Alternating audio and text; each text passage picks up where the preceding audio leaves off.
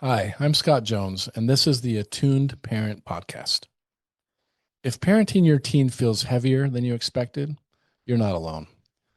On this podcast, we talk about what's really happening underneath anxiety, defiance, shutdown, and family conflict, using attachment science, nervous system awareness, and practical tools that actually work.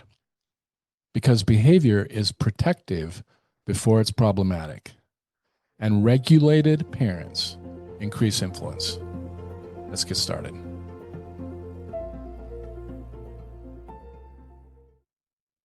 I want to tell you about two siblings. Same house, same parents, same rules, 14 months apart in age. Their mom came into therapy because one strategy kept working for one of their children, and it completely backfired with the other. And she couldn't figure out why. When her older daughter, with her older daughter, the move was warmth, physical presence, sitting close, a hand on the shoulder, reassurance. Repeated often, I love you. I'm not going anywhere. We'll figure this out. That daughter would soften almost immediately. But with her younger son, that exact same move often made things worse. The closeness made him bristle. The reassurance made him roll his eyes and walk away. What worked with him was almost the opposite. Stepping back, lowering the intensity, letting him come to her, usually while they were doing something else, like driving or doing the dishes. She told her therapist, I feel like I have two different parents. I have to be two different parents. And I don't know which parent is the real version of me. The therapist told her, you don't have to be two different parents, but you do have to speak two different attachment languages. Because here's the thing, most parenting advice gets wrong. It gives you one approach. It tells you that that's the answer. Be warmer, or set boundaries, or get curious, or stay calm.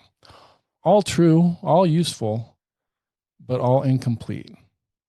Because the same behavior can mean two completely different things, depending on the attachment pattern underneath it.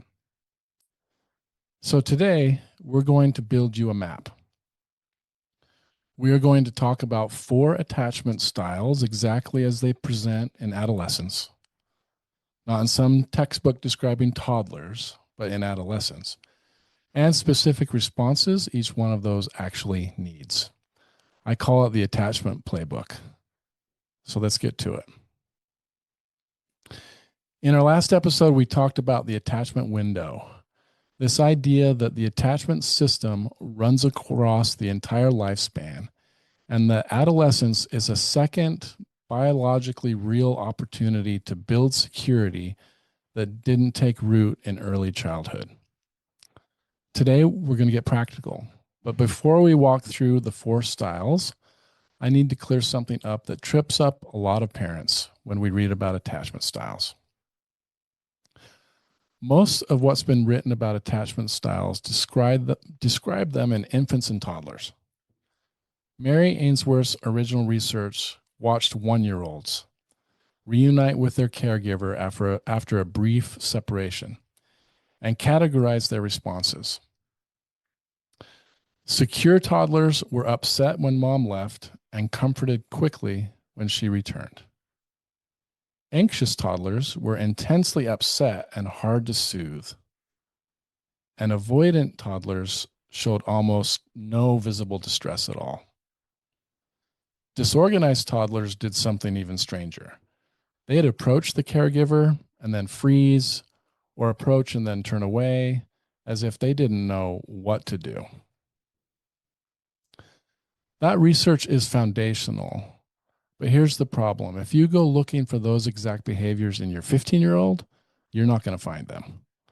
Because the same underlying patterns don't express itself in the same way once a person has language and a cell phone and a driver's license and is fully operational capacity for sarcasm. So it's going to show up different. An anxiously attached 1-year-old cries when mom leaves the room. An anxiously attached 15-year-old explodes when you don't text back fast enough. An avoidantly attached 1-year-old doesn't reach for comfort. An avoidantly attached 15-year-old tells you he's fine through a closed door every single day for 2 years. Same underlying pattern, completely different surface behavior.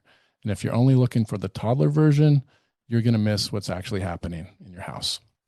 So what I want to give you today is the adolescent translation. 4 portraits of how these patterns actually show up at adolescence and what each one needs from you. So let's start with secure attachment because it gives us a place to start from. It's a baseline for everything else. Secure attachment in a teenager doesn't look like an absence of conflict. I want to say that clearly because a lot of parents assume that if their teen still fights with them or argues or slams a door once in a while, something must be wrong. That's not the marker. The marker of secure attachment is this. The relationship can tolerate rupture, and the teen has confidence, maybe not always conscious, but operating underneath. They have confidence that the relationship will survive it. A securely attached teen can have a real fight with you and still come down for dinner. They can be embarrassed by you in public and still want you at their baseball game. They can say something sharp in anger and an hour later accept a hand on the shoulder without flinching. They can ask for help without it costing their dignity. They can be comforted without it making them feel weak. What parents often miss is even securely attached teens have hard seasons. A securely attached 15-year-old going through something really hard, like a breakup or a loss or a major life disruption, can temporarily present with anxious or avoidant patterns. They might get clingy, they might withdraw, but the base is stable. Stability is not the same as invulnerability. So, if your generally secure teen suddenly seems anxious or shut down, the first question isn't what's wrong with our relationship. It's what's happening in their world right now that's putting pressure on their nervous system. The parental response that's appropriate for securely attached teens: maintain the predictability and responsiveness that built that security in the first place. Repair quickly when ruptures happen. Don't let them sit. And don't mistake security for something that runs on autopilot. It still requires investment. It just doesn't require crisis management all the time. If you're parenting a teenager with an anxious attachment pattern, I want to start by acknowledging it can be exhausting. And the exhaustion is not a sign that you're doing it wrong. So picture this. Your daughter texts you 4 times during a 1-hour period. They're not emergencies. They're texts like, "Where are you?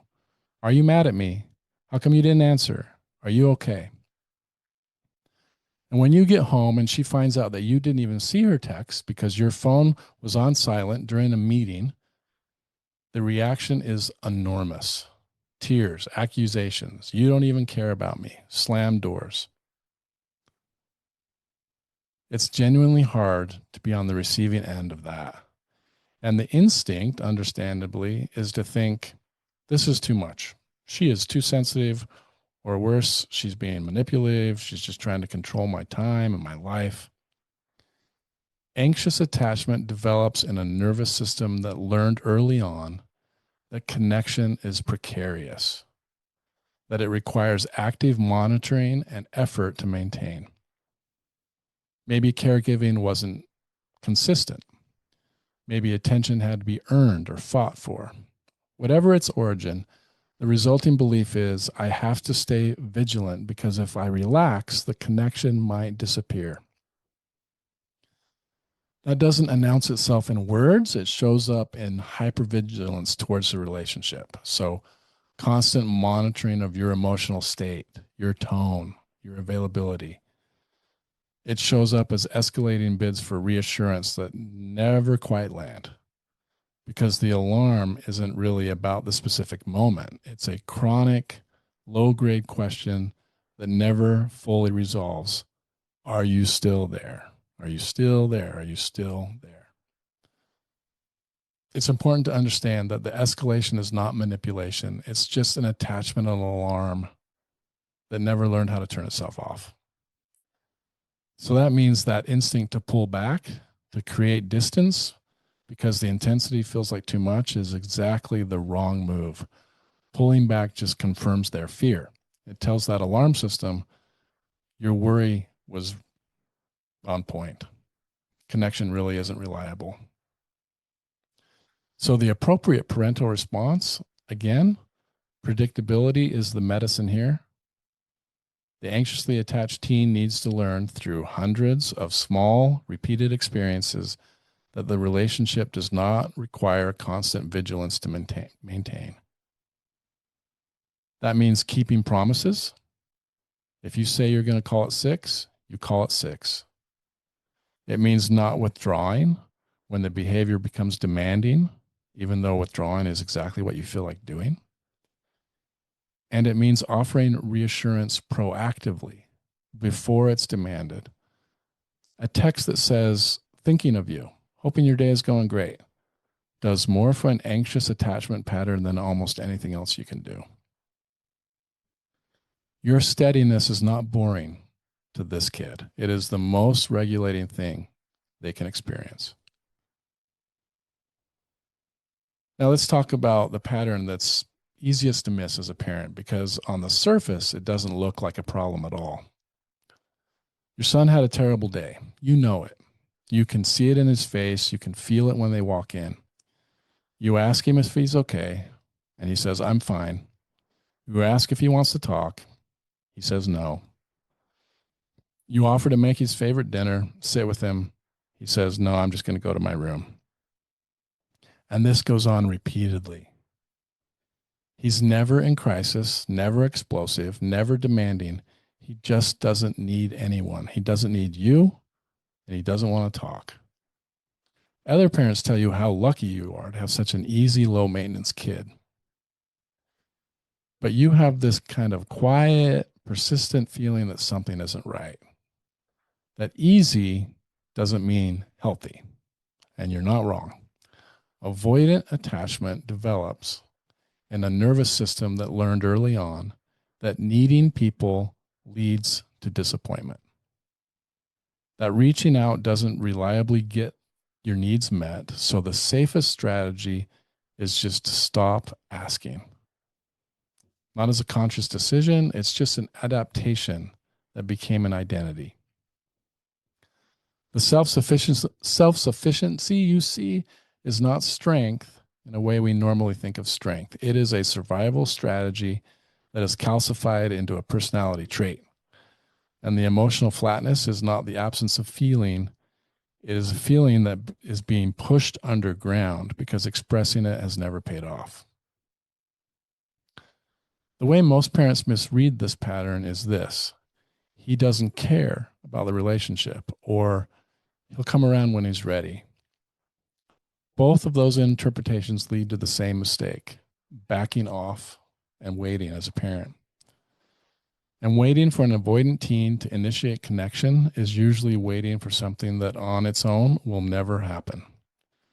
Because initiating connection is exactly the behavior the avoidant pattern was built to suppress.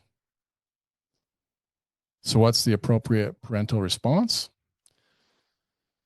This is the one style where direct emotional pursuit backfires. Continually asking, are you okay? Talk to me. I want to understand what's going on. That activates the exact defense you're trying to get past. What works instead is low pressure connection, side-by-side activities rather than face-to-face conversations. So driving together, doing a chore together, doing a hobby together, watching something without requiring talking, indirect entry points where connections can happen without it being named or demanded. Most importantly, pursue without requiring reciprocity. Keep showing up and keep offering, keep including, without making your continued effort contingent on getting something back. That is the only way an avoidant nervous system gradually updates its prediction that needing people doesn't pay off. A mom once told me, my son will crawl into bed next to me at 11 at night, wanting to talk, wanting closeness, almost like he's a little kid again.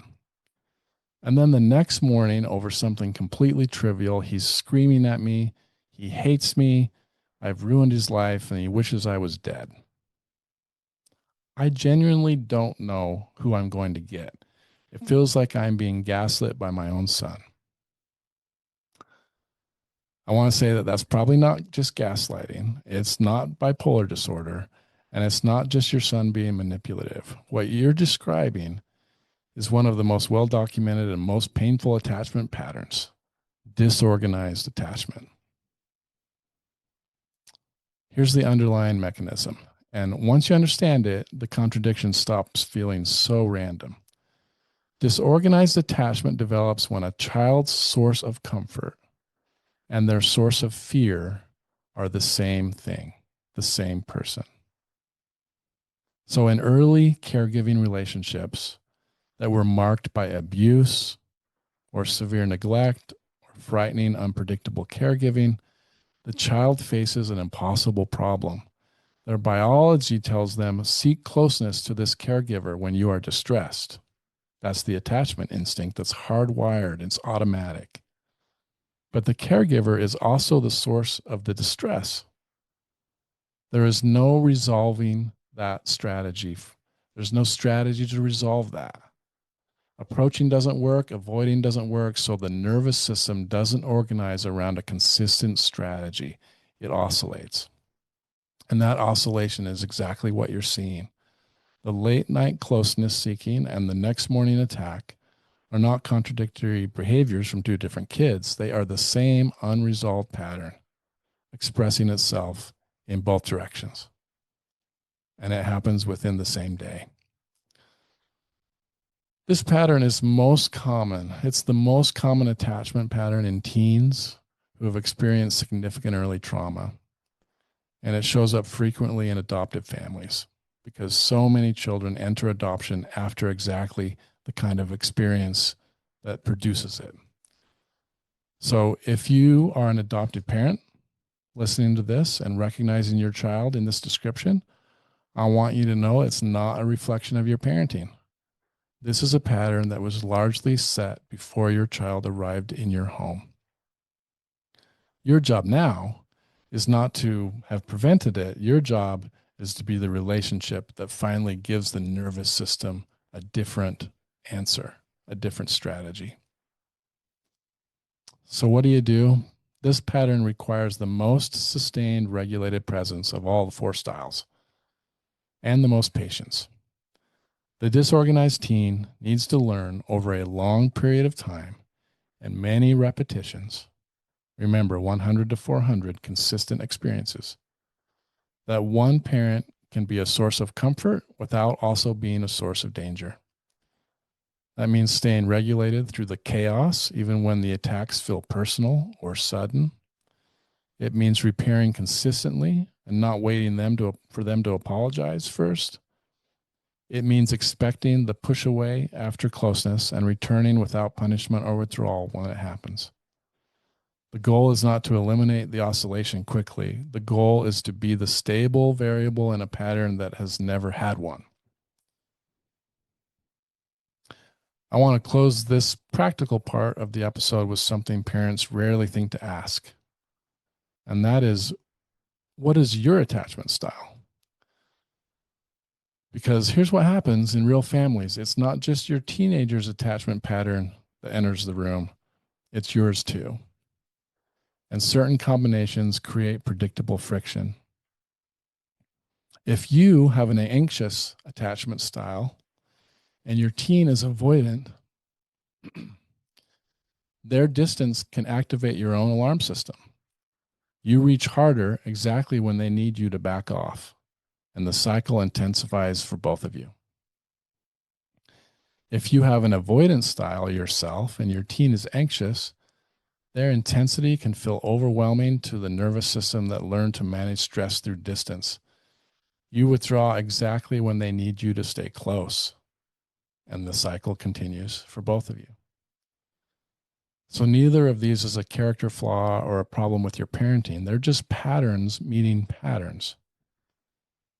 But naming your own style, honestly, without judgment, gives you the ability to recognize when your own attachment history is driving your response rather than what your teenager might actually need. So it's not about becoming a different person. It's just about widening your range, building your capacity to offer your anxious teen steadiness even when your instinct is to create distance, or to offer your avoidant teen patience even when your instinct is to chase. Remember, you're not managing 4 different kids. You are just learning to speak one language with 4 different accents. So before we close today, I want to say something because I know how tempting it is to take a framework like this and turn it into a label.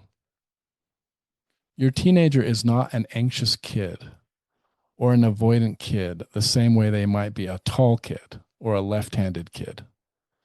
These are patterns. They are not fixed identities. Patterns that developed in response to specific relational experiences. And they are patterns that can shift in response to new relational experiences. That's the whole premise of earned security that we talked about last episode. So use this playbook as a map, not a diagnosis. Just notice which patterns show up the most often. Try the response that matches it. Stay curious if it doesn't fit perfectly. Most real people carry a blend of patterns, and they can shift depending on stress, season, or circumstance.